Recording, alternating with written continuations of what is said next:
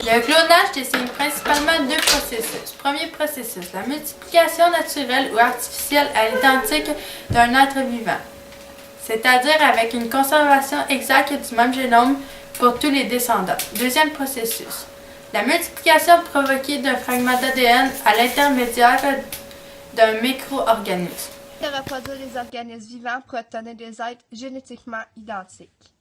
Peut s'appliquer à de simples cellules ou des animaux, donc y compris les êtres humains. Et des végétaux, exemple clonage reproductif ou bouturage. L'ensemble de ces cellules ou individus forment un seul et même clone. Au sens scientifique, le clonage est l'obtention d'un être vivant génétiquement identique à l'original qui a fourni son génome.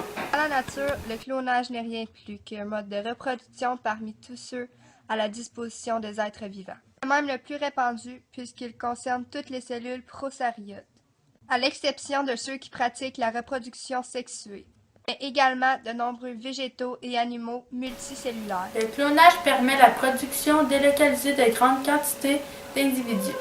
Il permet de produire des plantes en voie de disparition, mais recherchées par les collectionneurs et amateurs. Les vrais jumeaux sont des clones naturels. Ils démontrent à la fois des différences et des Avantage ressemblances vers que l'homme. l'on peut attendre Il serait chez un les moyen clonateurs. supplémentaire pour des parents stériles d'avoir un enfant au même patrimoine génétique que ses parents. Ou dans certaines familles, les moyens de retrouver un proche décédé grâce à des restants d'ADN.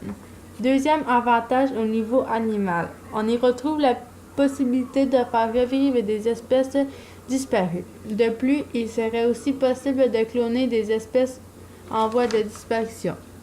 Premier inconvénient. Pour cloner un veau, il faut compter environ 15 000 rien que pour un veau. Et le taux de réussite est très faible. Deuxième inconvénient. Le clone serait aussi soumis à des problèmes d'infériorité par rapport à son modèle et personne ne pourrait anticiper sa réaction.